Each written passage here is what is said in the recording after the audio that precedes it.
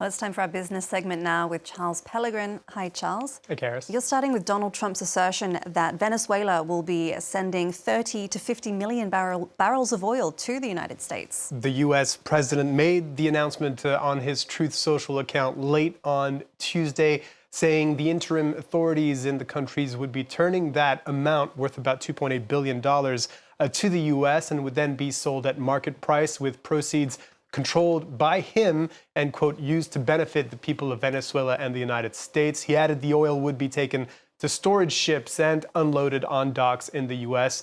There were a few other details about this transaction, but this underlines the U.S.'s new economic influence over Caracas since the operation which captured and exfiltrated Nicolas Maduro over the weekend. And it also marks a setback for China, which was the main buyer of Venezuela's oil before a U.S. blockade was imposed last month.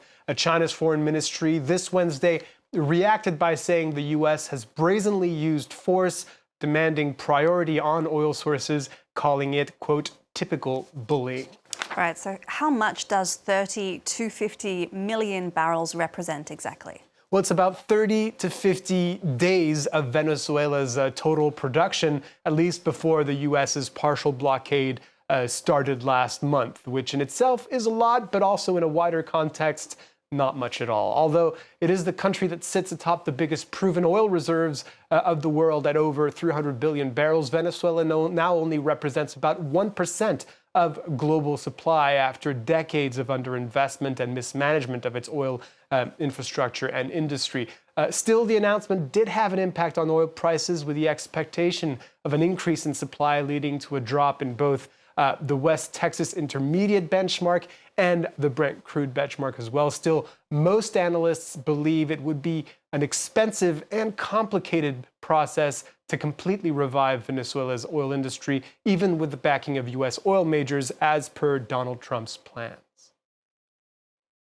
Back in the early 2000s, Venezuela was a country that was producing north of 3 million barrels. Today, we're at a little under 1 million barrels, right?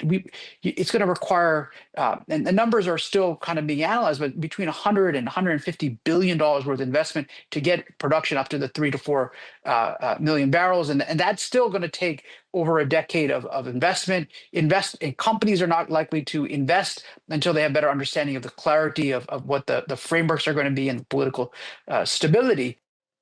So why is the U.S. so interested in Venezuela's oil? The size of the country's reserves would definitely be a strategic asset for the United States in terms of energy security. And the U.S.'s Gulf Coast refineries are actually built to process Venezuela's very particular heavy sour crude, meaning it's the type of oil that's very viscous and high in sulfur. These plants are run by companies like Valero and Phillips 66, which saw their stock value surge after Maduro's capture. Well, under Maduro's leadership, U.S. imports of Venezuelan oil had dwindled from over 1 million barrels a day in the mid 2000s to over 600,000 barrels in 2017 to nothing at all between 2020 and 2022 because of the trade restrictions. Starting in 2023, though, a U.S. oil major Chevron obtained a special license to continue operating in the country, thereby shipping over 200,000 barrels a day in 2024. So the goal for the Trump administration now is to see those numbers go up as Venezuela's new leader, Delcy Rodriguez, is forced to favor Washington as a partner, while exports to China are considerably reduced. All right, Charles. China, meanwhile, is ramping up the pressure on Japan. Prime Minister Sanae Takaichi's comments a few months ago on a Chinese attack on Taiwan constituting an existential threat for Japan are really not sitting well with Beijing. China has now banned the export of dual-use items to Japan. Caroline Baum explains what these are and why they're so important to Tokyo. China is upping the pressure on Japan, cutting off key exports to the island nation as tensions rise between the countries over Taiwan. All exports of dual-use items for Japanese military purposes or for any other purposes that contribute to enhancing Japan's military capacities are prohibited. These so-called dual-use items are goods, software, and technology that can have both civilian and military applications. A catalog of dual-use items published by China's Commerce Ministry includes rare earths, advanced electronics, drones, and aviation components. Japanese officials were quick to condemn the action. This latest measure, which targets only our country, deviates significantly from international norms, is absolutely unacceptable and deeply regrettable. This standoff between China and Japan began in November, when Japanese Prime Minister Sanae Takaichi spoke out against a potential Chinese invasion of Taiwan.